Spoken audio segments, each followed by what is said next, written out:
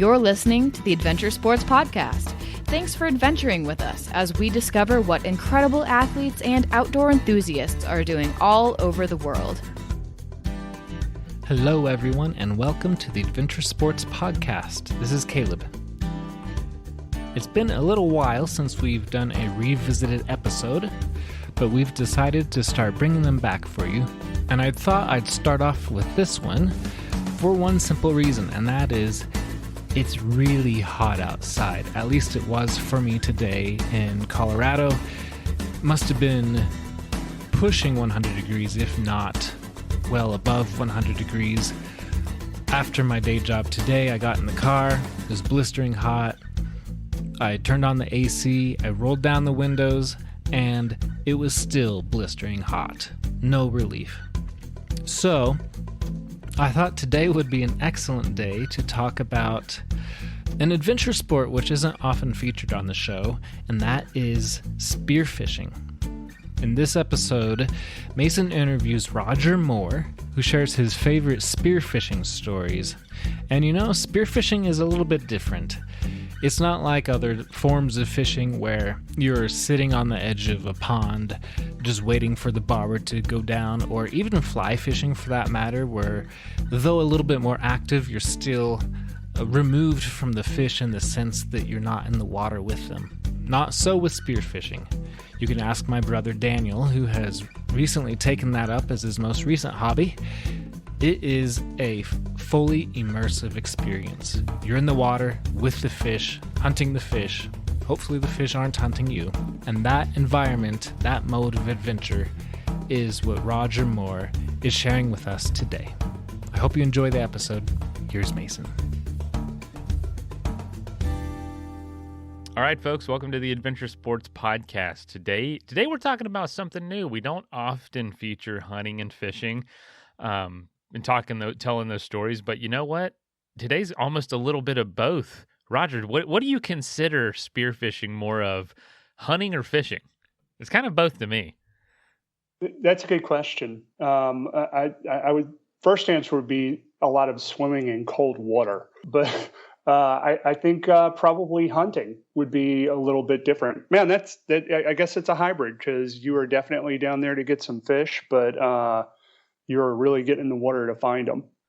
Absolutely. Holy cow. I grew up fishing, with cane poles and bobbers when I was growing up, but we just called it, we called it fishing. If we caught fish, we called it catching, but we never really caught fish, so we just called it fishing.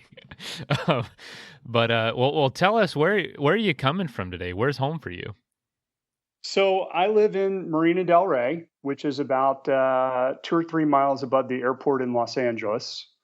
And I'm recording this from the house.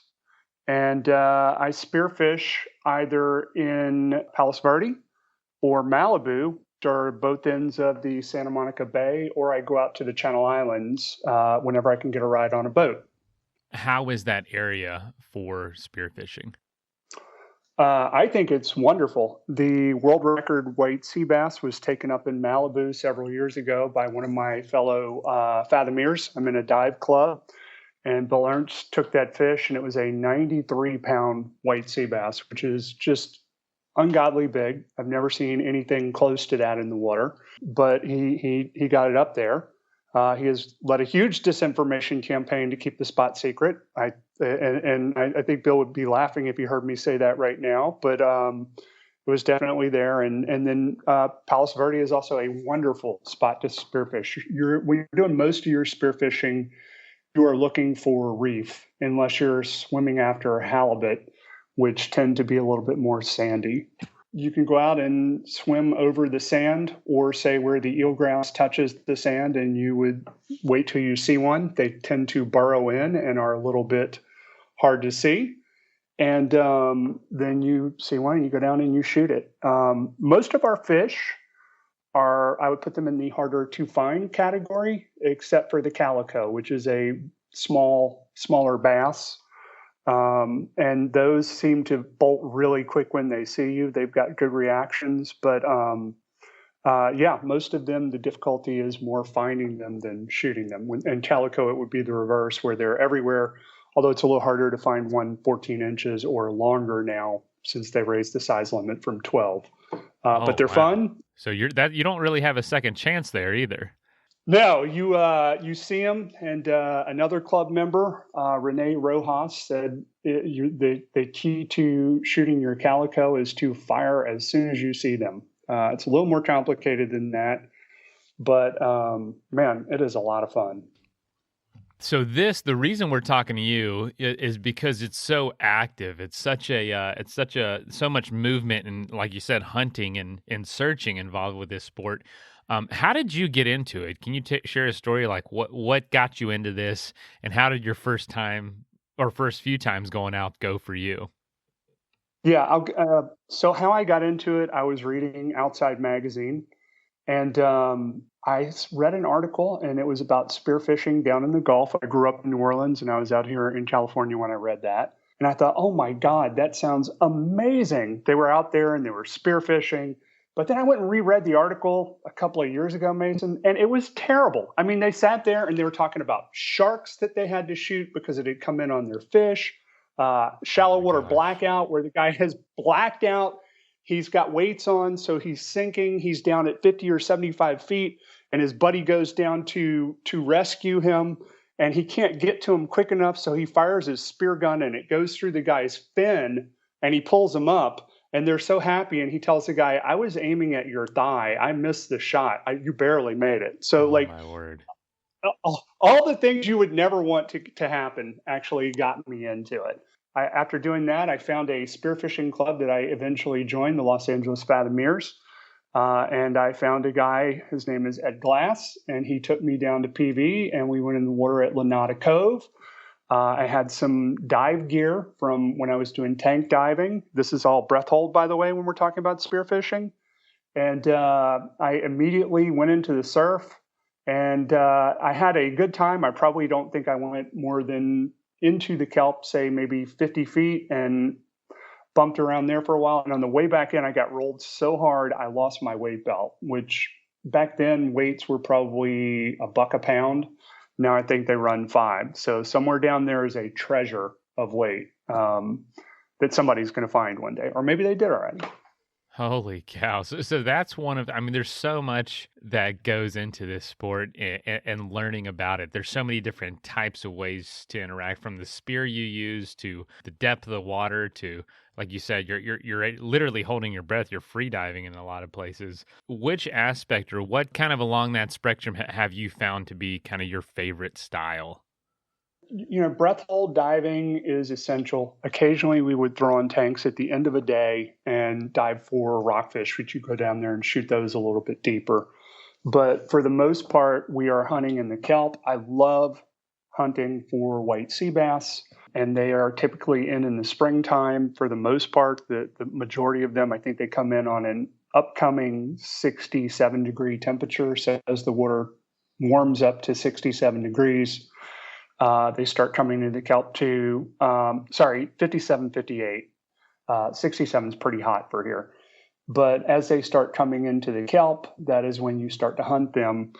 And the kelp here can range from 60 feet average in a deep spot. And so I'm diving in that much water or less, typically about 40. Your white sea bass will be in the first, say 10 or 15 feet is where they usually will swim, although sometimes they can be on the surface and sometimes they can be on the bottom. And then you see one, you shoot it, and it will typically swim around and tie up. And, you have to go down and dispatch the fish if it's not stoned, if it's not killed on the first shot, and then pull it out. Yeah, so that's how it's done. And that would probably be my favorite. And that would also be where you'd find calico, a lot of fish. The kelp forests are absolutely teeming with fish on some days, and some days, man, it is just a long swim, and about an hour and a half into it, as you get cold, you start thinking, I really want a coffee. Oh, I can imagine. Because the cool thing about it is you're just in a different world. I only really snorkel some. I've never scuba dived, despite living in the water, but I hear it explained so much that it's just like transforming into a different dimension almost. And I'm sure all those, those things you start to miss about life after an hour and a half, you start getting cold. It's like, man, that sounds really nice right now. Let me go back. But it probably does feel to you like almost this removal of your civilized self and getting into this hunting mode underwater. Yeah, I think that's worth exploring. I did a lot of camping before I started spearfishing, and I got into spearfishing right when I had my daughter. And when I look back on it, camping took an entire weekend or longer to go do. Spearfishing, sometimes depending on the daylight savings time and when the sun comes up, I can do it before work. Wow. And so you have to think that in the busy city of Los Angeles, like right off the shore, you can just swim out 50 feet and you are in a complete foreign land. And you're right, it is just primitive and uncivilized. And it's the same thing the guys were doing 50 years ago. It's the same thing that maybe the Indians were doing. And our gear is better. Back in the 50s, they were using wool sweaters. And man, I'm glad for a 7 mil open cell neoprene wetsuit. That makes me very happy. But boy, it's been here forever, and it connects you up with a primitive time. The club I'm in has been around for more than 50 years, and we've got a huge book of those old pictures, and man, it is just amazing to look through that book and see the old fish there. I can only imagine. How are you managing your time and your breath, and what does it look like to catch a fish? Is it, you dive down, got to hold your breath this whole time, shoot a fish, hopefully capture it, and bring it back up to the surface? What does that process look like? Yeah, hey, I'll tell this story of my first big sea bass, which so I was up swimming at a secret location up in Malibu. They're all secret locations, I'm sure. And you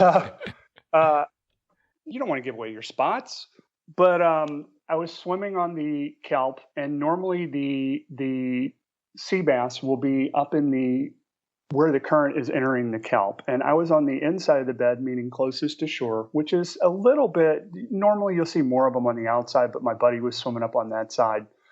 And I had done this for about 3 years without getting a big sea bass. And you're swimming around and you take a breath. Well, first you would breathe up. Like you want to be as relaxed and have as much air in you as you can. So you take a deep, deep, deep breath. You kick down, and if you're doing it right, you should just drop down to your, do a perfectly vertical dive down to say 10 or 15 feet, and then start to hunt. So I tried doing that. I go down to 10 or 15 feet. I'm looking in the kelp, and I look over out of the kelp, and I just look up ahead, and I start seeing these big fish. And your mind, first thing, probably patterns sharks. So once I get over the shock of seeing a big fish and know that it's not a shark, I look over and I see it is a group of 5 sea bass coming into the kelp, and they're a little ways out, and they have noticed me, and they're starting to angle off. And I've got my gun, which I made at the Venice High wood shop, and you slowly start to kick towards them, and I'm probably going faster than I should, and they started swimming away. So I take aim at the biggest one I could see, and I shoot. And as soon as I shoot, it hit, right? The spear rolls out. It's attached to a trail line that is attached to a line that is attached to a 100-foot float line. So you've got your trailing line, and then that leads to a 100-foot float line. That is so the fish can run. And the float line is just a rope in a plastic tubing, so it floats on the surface. There's different colors. This one was yellow. So I hit the fish. It starts bolts into the kelp. And these sea bass are so powerful. When they crack their tail, you can hear a boom. I mean, it is just a loud noise. And it goes into the kelp. And I'm just sitting there, and I'm stunned because this is the first big one I've got. And I see my trail line going out, and I know I've only got a little bit of time to grab it because it could take the spear and the trail line and just swim off. And if it doesn't get tangled in the kelp, I've lost my shaft, right? So I grab the line, and it starts pulling me forward because they're very powerful fish. And I was at 10 or 15 feet. When you shoot these fish, they'll bolt in the kelp. I grab my line, I feel it struggling, so I know it's starting to turn, and that will wrap them in the kelp. And that's a good thing because that holds them there so that you can collect them. But this one, when it ran through the kelp, pulled me a little bit deeper. And when it finally secured where it was, I had the line in one hand and I said, oh God, I'm so excited. I've got to get up and take a breath. And I started to swim up, but the way it had wrapped and where I was on the line, I could not get up to the surface. And I thought, oh no, do I have to let go of the line? And this fish is going to get away. I've worked so hard to get this. And I'm sitting there and I'm almost at the surface. And I'm even taking my snorkel and I'm trying to angle it up just to get up there. And all of a sudden the kelp shifted a little and I got a breath of air and I'm like, oh my God, thank you. So you're so happy to get it. And there's so many steps afterwards. And I swim over and I follow it through the kelp. I'm on the spot and I go and I'm getting my knife out, trying not to drop it. So I strap it to my hand and I'm just like, oh God, I've got to get down. I've got to go make sure the fish is dead. And then I've got to cut it out of the kelp before a shark comes along. And I could not get down. My ear had tweaked on me and I just could not get down the 20 or 40 feet to get down there to see where it was. And so I'm yelling for my buddy and he goes to get the boat and he's telling me to calm down, just breathe up, your ear will clear. And eventually I tried a couple of times and I couldn't get down. And finally my ear clears. So I dive down, I look, it's wrapped on the very bottom of the kelp. I just scoped it out, and that typically happens. They will wrap up, even if it's mid-level, they'll sink down to the bottom, and you'll find them, they fight very hard for a short amount of time, and then they're pretty spent. So I went down there. You have to take the knife and brain it, and then cut it out of the kelp. So the first dive, I went down and scoped it out. The second dive, I went down there and I brained it, and then I had to come back up. And the third dive, I went down there and started sawing away the kelp so I could untangle the fish and get it out. And I finally got it up and I was so happy. I mean, it's like I had shot a couple of smaller sea bass, like 12 pounders, 20 pounders, but this was the first big one. It was just, I can't tell you what an accomplishment it was to do it. And I handed it up to my dive buddy, Ed, who was my mentor as well. And he was so happy, that I had finally gotten a fish because I'd been on the boat when they had brought their big fish aboard. And this one weighed in at 48 pounds when we finally got it on a scale. It was just amazing. And if you go and put that much effort, 3-4 years into catching a certain species of fish, when you finally eat that fish, that is amazing. It is the best fish you will ever taste in your life. And I know for a fact, I grew up in New Orleans. So the first thing I did was get about an inch thick chunk of it from the tail, and I made the best black and white sea bass I could possibly make at the house. And it was just such a triumph, and had to call my wife down to the dock to come see it right when I got there, and let my daughter, for some reason, kids like to touch the eyeballs. I don't know why, but it is it is an absolute magnet for that. So it was amazing. I really no feeling like it in the world. You were hooked. No pun intended. I'm just with it with the puns today. You were absolutely hooked. Absolutely hooked. Hook, line, and sinker. Yeah, absolutely. I really enjoy this. There are amazing spear fishermen, but anybody who wants to do this can go have that same feeling immediately. You can go out there, you can shoot something for dinner and bring it home, and you will get hooked as well. I can only imagine. I definitely have hunted before and grew up fishing, grew up hunting, and there is something special about putting it on the table yourself. There's such a removal of that in today's world, as we all know.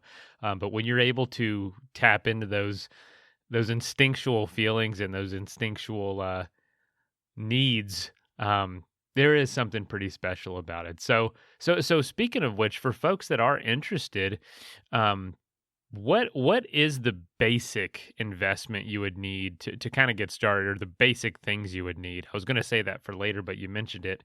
If anyone out there is interested in trying it, like what are those things they can just barely start out with?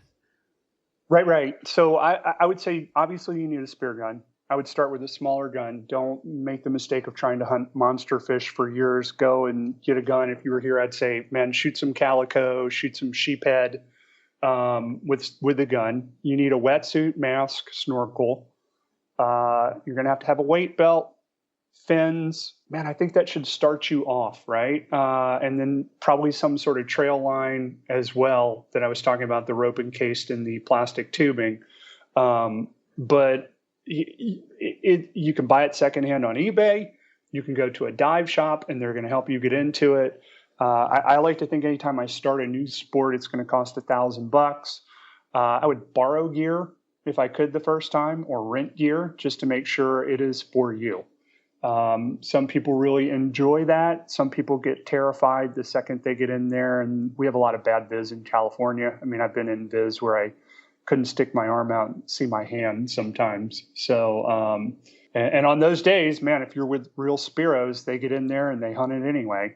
So, I think that would start you out. And then if I could just say one thing, take a freedive class. Go and learn how to be safe. Learn the signs of hypoxia so that when you are pushing down there, when it's time to stop, when your hands start tingling, but wait, you want to stop definitely before you get dizzy, but don't push it. Like, learn your limits in a safe, clean environment, and be safe. We've got some amazing teachers out here on the West Coast. Lansley Davis, my good friend Eric Jensen, these guys are all doing it. Just like learn and be safe. My time in the freedive class was amazing. So I really enjoyed that. Sounds like a similar investment to like skiing or backpacking or anything like that, where there's just some basic things, but once you have them, they can last a really long time. Well, let me ask you this: where can you spearfish? Because I know there's all different kinds. Do you have any familiarity with different types of it? And is freshwater part of that too? Let's take a quick message break and hear from the folks that help make this show possible.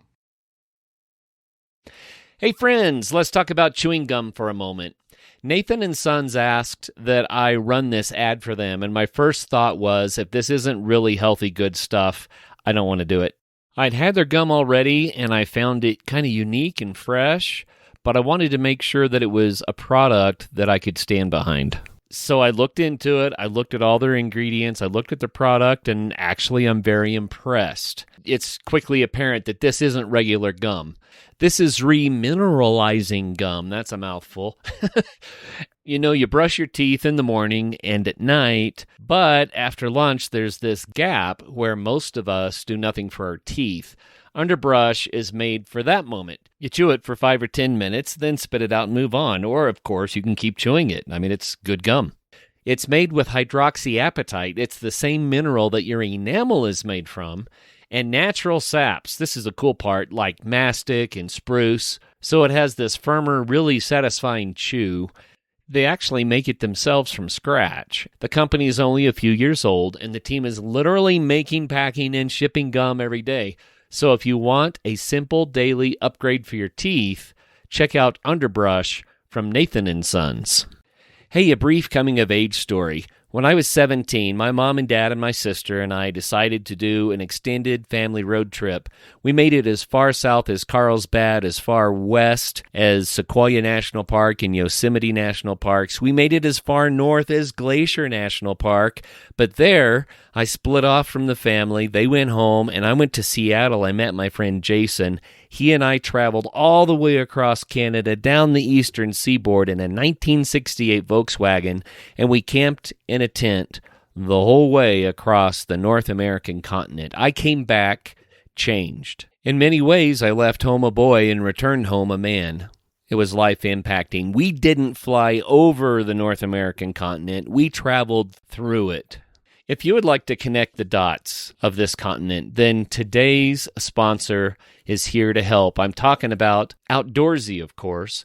Outdoorsy has thousands of RVs and campers nationwide. They're available right in your neighborhood, and You can drive it yourself, you can tow it, you can actually have it delivered and fully set up your destination if you want to. They have comprehensive insurance, 24/7 customer service, roadside assistance, so you have built-in peace of mind. It's a great value. It's often less expensive than hotels, and it allows for a really fun family and group approach to travel. It's available to renters 21 years and older. So get your RV in 3 simple steps. You search through the inventory and choose one that's right for your trip and your group size. Book it with confidence and hit the road. It's that easy. This summer is massive. Think about this. The big international soccer tournament coming to North America. America's 250th anniversary with celebrations across the country. The 100th anniversary of Route 66. It's one of the most iconic road trip routes ever, and I have traveled much of that. It's really cool. An RV isn't just transportation, it's how you can stay closer to the action. Think for a moment about family reunions in RVs. How about traveling with parents or grandkids, friends, or even pets? How about getting closer to the trailhead or the river or the beach than the hotel allows? And how fun would it be to have an RV for music festival weekends? And you can save money by using the code ASP when you book your RV. Right now, my listeners can have all the service fees removed from their booking in 2026 with the code ASP at outdoorsy.com. That's OUTDOORSY.com, and use the code ASP at checkout to remove those service fees. Why not take the time to actually see this amazing nation we live in and let outdoorsy.com make it easier for you? That is plenty of that for now. Let's get back into the episode. Yeah, we just did a club dive this year in Arizona, up at one of those canyon lakes up above Phoenix. They have a big carp shootout, which is an invasive species. And they go up there and have a contest on who can get the most poundage for carp. So you can definitely do it freshwater. You absolutely have to check with your fish and game department to make sure, one, that you can spearfish where you are, and 2, what the regs are. Boy, you don't want to get caught like spearfishing for a wrong species, or just say here in California, grabbing short lobster or too many lobster or whatever the regs are. But, there's a huge scene in Florida. There is a huge scene here on the California coast. Texas is big.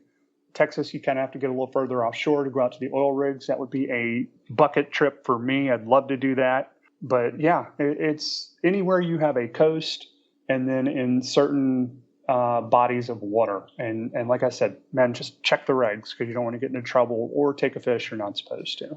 Fishing license at the least? Yes, absolutely. And the one in California is $40 plus, I think comes out to $52 with an ocean enhancement. And it will push you. You will do things that you were afraid of yesterday. I used to be terrified of sharks.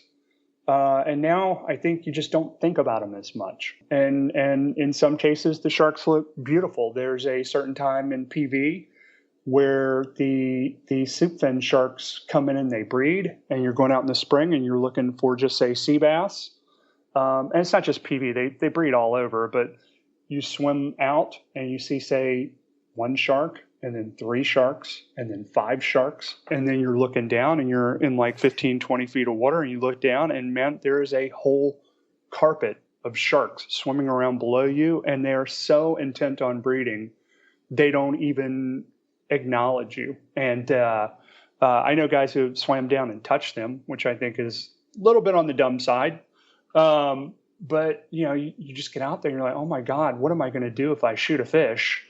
But it's just one of the most beautiful things in the world. And if you didn't dive, you wouldn't do it. I've seen that with leopard sharks too, and in much shallower water. And those guys came in so close, you have to kind of bump them away.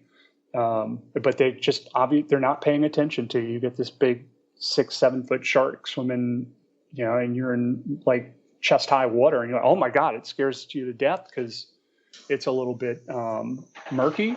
But you see it and you're like, wow, this is something that nobody else gets to see. It's really, really cool. Wow. That is definitely probably one of the first questions that people listening might have is, what about sharks? That's obviously a legitimate concern when you're in the ocean hunting for fish. Now that you kind of address that and address that maybe that's, not something to necessarily be worried about. What are some of the dangers to worry about? Because, you got a family, you got people to think about and worry about. You can't just be, doing crazy stuff. So this doesn't seem like it's overly adrenaline junkie type of thing. What are some of the actual dangers of it? Yeah, it's so funny, and I go with the shark question first. I was swimming down another kelp with Ed. We're both swimming on one side of it. It's a very small kelp, and when we got to the end, he says, "Roger, you got to see this." And when I stuck my face in the water to see what he was talking about, your mind will pattern everything as what you're afraid of. And I'm Yeah. sitting there, and it just looked like the biggest shark pointed up at us at the end of the kelp, and you jump back and you're like, "Oh my God, no, I was just kidding. I didn't mean to be out here today."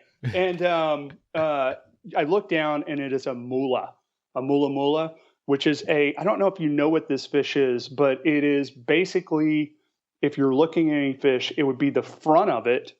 And then it has these two big fins. And this one was huge. I mean, the fins must have been 5 feet across, and it must have been like a foot thick. And it's got an eye that's like this dinner plate just looking at us. They're very friendly. I've heard that they don't have a lot of predators because their flesh is toxic or poison, whatever the correct word is. But to see that just sitting there, and they call them sunfish because they will sun right on the surface. But we saw that big fish, and Ed just looked at me, and he shrugged his shoulders, and he swam over, and he grabbed that top fin and rode it for a second, and then the thing just shrugged him off and swam off into the deep. But I guess that would say, yeah, everything looks like a shark or a shadow. In your case, Mason, there would be that. Just to address the dangers of it, and the reason why I was talking about take a free dive class earlier, drowning is your number one danger, period. You can't be overweight. You should dive with a buddy. There are many people who advocate doing one up, one down. Sometimes that does not fit some of the hunting we're doing on the West Coast. But it's an amazingly good idea. I've heard only base jumping is statistically more dangerous than spearfishing, but who knows? I don't really push my breath hold. If you're one of these guys who push and you're blacking out, I mean, that would just be a terrible way to go. We've had a couple of people go historically in the club like that, and every year you do hear about people who go down chasing lobster in rocks. They go into, say, a crack or a cave and either get caught or they can't figure their way out. Maybe they stir up some silt and they drown down there. Or have a heart attack, and those people have to be recovered. And I just can't imagine how sad that would make my family. So I'm very careful. I don't chase rock lobsters in the cracks very deep, and I can say I've never gone into what I would call a cave after one. I would rather go buy my lobster at the store if I had to. I want to come home. I love my daughter, love my boys. So yeah, I definitely be safe. Wow. Now to address that and folks that are that might be dealing with going after lobsters and stuff, is scuba diving and spearfishing something a lot of people pair together, or is that a little less common? A lot of people will scuba for lobster. There's no regulation against it. The best lobster guy I know is Mel Mitchell, and Mel does almost all his lobster diving on scuba. He just says it's ridiculous to free dive. He was gonna do some reality show, like where he took a team of divers and trained them to lobster. But it's a lot of fun, and it's not something where the bubbles are gonna scare off your lobster in an amount of time that it would matter. You can get them great on tanks. How did your recent lobster trip go? We went to San Clemente Island. We were looking for yellowtail and lobster, and while I saw a ton of shorts, which means they're smaller than what they need to be. Basically, to get a lobster, its front segment has to be, I think, 3.5 inches long. There are gauges that you can measure them with, and not one of us was able to find a lobster there that was over that length. It's about as big around when you're grabbing them. If they feel like you're grabbing a beer can, say like an Athletic Brute can, then that's when you should pull out the gauge. If they're smaller than that, forget it. And man, all the lobster there were short. We had heard from some people that they call that the land of the shorts, but we got completely skunked on that trip. And no yellowtail either. 2 hard days of diving and absolutely no fish, which was a bummer. But you know what? It was fun getting out there. I'm sure it beats the heck out of a day of not spearfishing or lobstering. Yeah.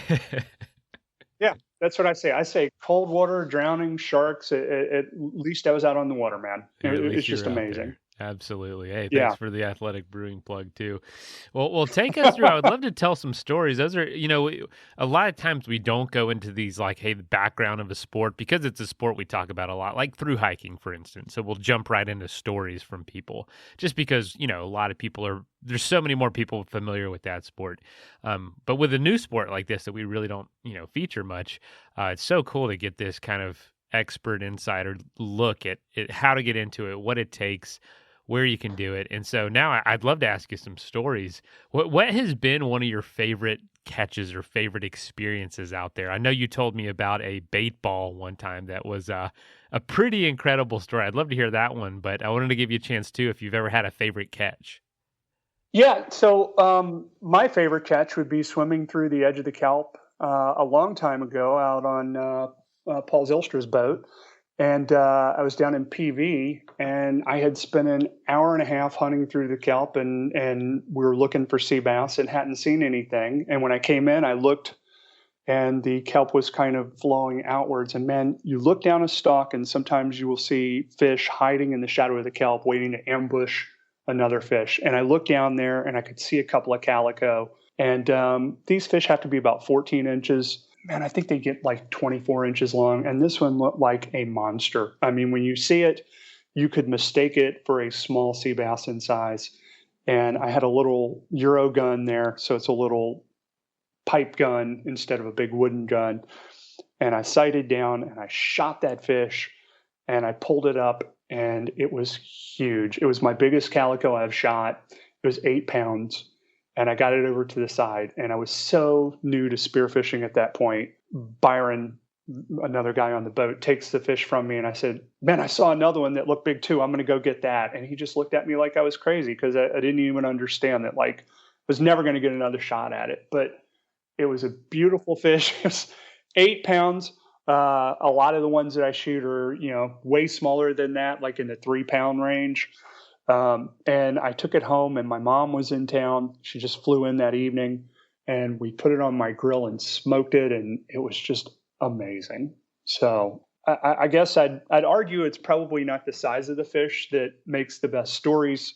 But I did tell you about that bait ball. And I'd say I was out on Catalina and we were fishing on the east end. Again, I was on Paul Zylstra's boat and we saw birds diving down at fish and dolphins working the edges of the fish. And what they will do is the seagulls or pelicans or whatever it is will pressure fish from the top, and the dolphins are working those fish from the bottom and the sides.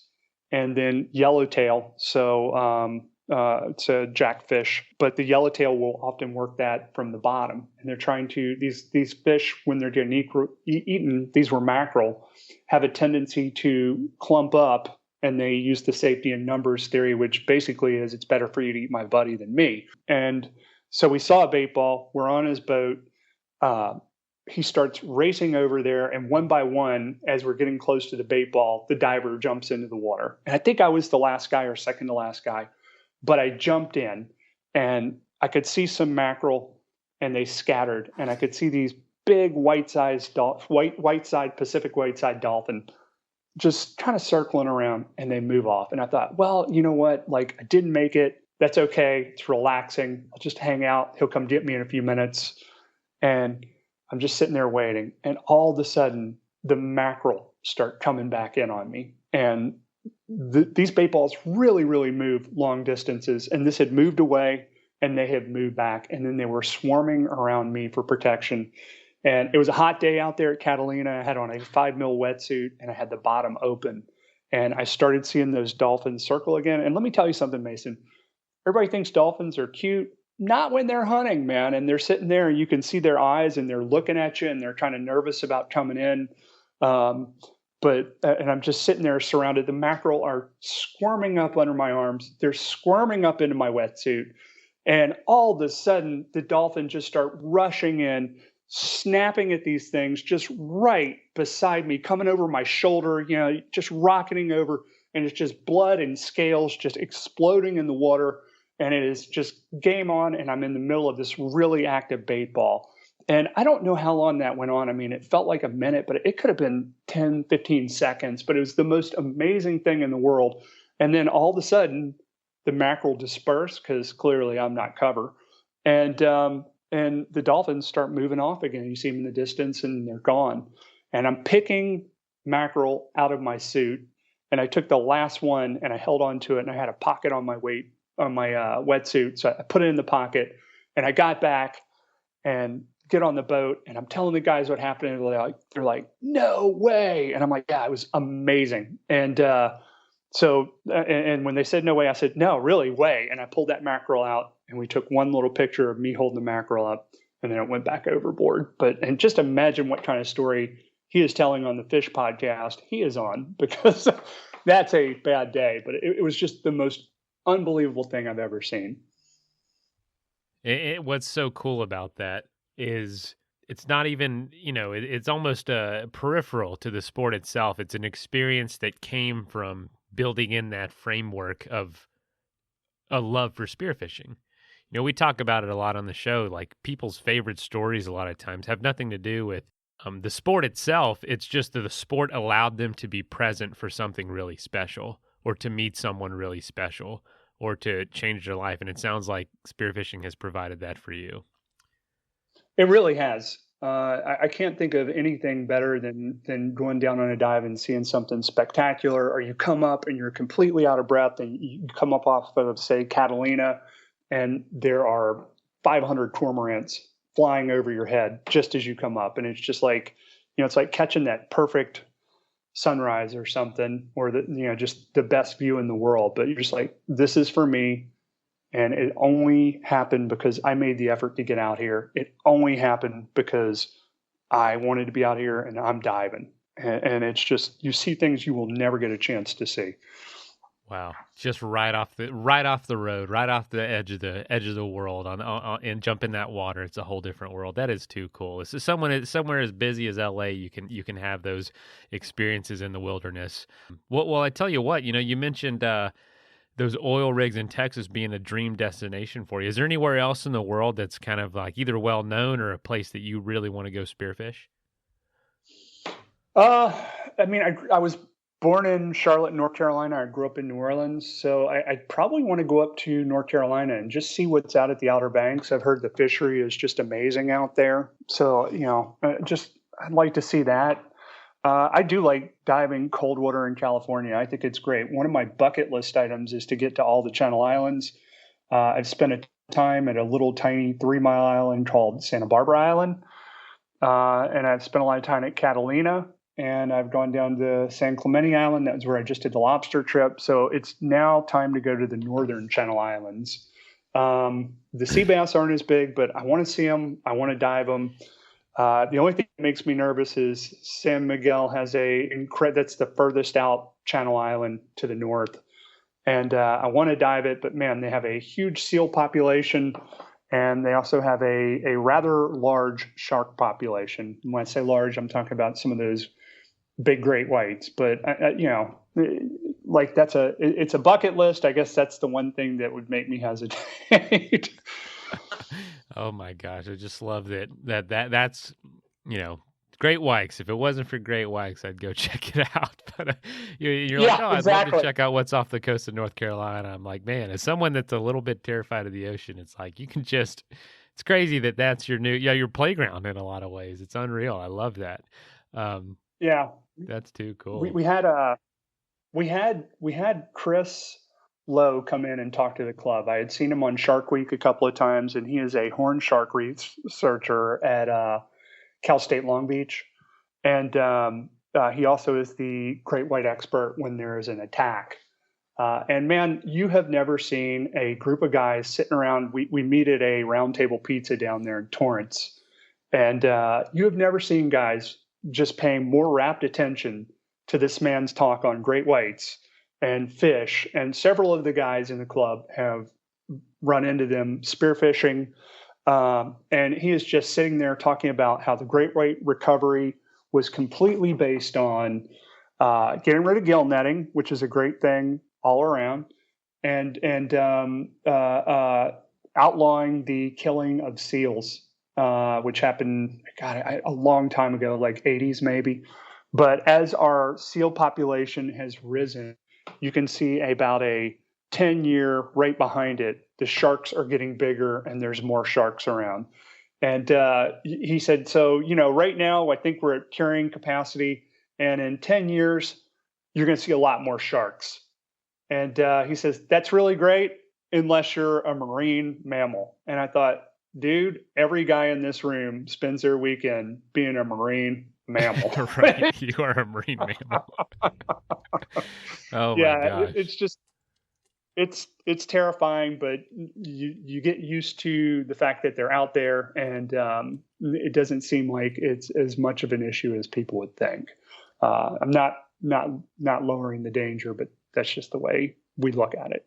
Wow. And I'm sure a lot of it is exposure therapy. Get out there, get used to it, and you'd be surprised what you can do. That is so neat. Well, let me ask you this. I meant to ask this earlier, but it's a little out of order. But what is one of the most bizarre things you've seen down there in the ocean? Just either something at the bottom or type of fish. What's something you thought, wow, that's amazing or remarkable? So we were up in Malibu, and this happens a lot of winters. It doesn't happen every winter, but normally you'll be looking for sea bass, just say in cold weather. And sometimes these sheep crab will come in. So they're like a stony looking crab that come and swim up the kelp stalks. And they're big. I mean, somewhere between like a softball and a bowling ball in size. And if I see one, I will grab that up and put it on the boat and call my wife on the way home and put it in a pot. That would be one thing. But also in the wintertime, they have these things, and they're called salks, SALK. And they are these jellyfish that form into like a long string. So it's like these globes, and some of these strings can be like 8 feet long. They're a little stingy, but I've gotten into the water up there, and like it has just been thousands and thousands and thousands of these salks just drifting through the water. One, like, where do they go in the summertime? And two, it is just amazing how many of them can be in the water at once. That is just crazy to me. So those are some of the things that come to mind when I start thinking about like, what have I seen up there that's really neat? Oh, that's so cool. Anything on the bottom of the ocean, like an old car or anything you've ever said, holy cow, how'd that get here? Yeah, that's a good question. I've found ships that, like, well, I don't want to pretend like I discovered them, but you're like, oh my God, what is this doing down here? Just the remains of boats. I go crazy when I find weight belts because they're so expensive, and you'll see me grab, say, someone's dive weight for 20 pounds, but you have to figure I'm already wearing 20 pounds, and sometimes your eyes are bigger than your body can support in the water. Right. And you've got to dump half of it and just leave it there.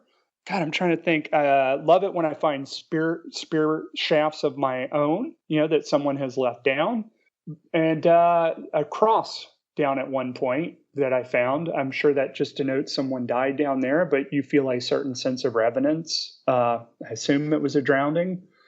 That was in Hawaii off of Maui. So yeah, I mean, I just assumed someone drowned out there and they had put some sort of cross on the bottom to honor them. We've done something like that as well. Wow. So just a memorial. So fascinating. Yeah. Golly. Well, I tell you what, if anyone's interested, we do have a lot of listeners in California and in the LA area. If if anyone is interested, is your club open to just talking to folks or getting folks introduced, or if they're elsewhere, how do they get introduced to this? You mentioned taking a free dive class. Anything else you recommend? Yeah, look, if you're in Los Angeles, there is the Fathomiers, and we meet the second Thursday of every month at we're meeting at a spearfishing store called Spear America right now because the roundtable cannot support the number of. We have over 100 members. It's one of the biggest spearfishing clubs on the West Coast.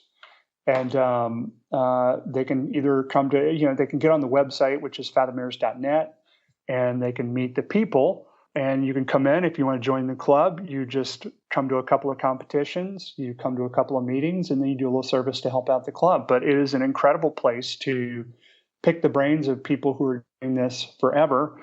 And look, I'm a piker, man. I mean, I am definitely a average spear fisherman. Some of these people are just incredible. I mean, they have minutes long breath hold times and have devoted their life to it. And I am a spearfishing dad. So like, if you like what I'm saying, anybody can do this. I mean, this is fun and it's a way to stay in shape and I love it. But yeah, absolutely. Send them out to the club. That'd be great. This has definitely got me thinking. I've got a lot of water around me and lots of sports I haven't tried in that water and on that water. So, well, I tell you what, Roger, I appreciate you being on. And yeah, is there anything else you want to share? Any links or anything? I'm on Instagram at ruffledfeathers.me and would love to talk to anyone there. I have been helping some people lose some weight in my spare time. It's not my job. But if anyone is interested in getting in shape, I focus on getting people outdoors, whether it's swimming or hiking or whatever we can get you doing. It's just something that's been very gratifying for me, and I enjoy it. First of all, thank you so much for listening. It means the world to us that you choose to listen to this show. If you'd like to help us further, you can leave a review on iTunes, share us with your friends, your family. It goes a long way to grow in the show. You can also support us financially through patreon.com/adventuresportspodcast. Link is in the show notes. And also, if you have an idea of who could be a good guest for the show, we're always looking for people to tell their story about the outdoors or adventure. So if you know someone, please reach out. Email us at info@adventuresportspodcast.com. And until then, get out there and have some fun.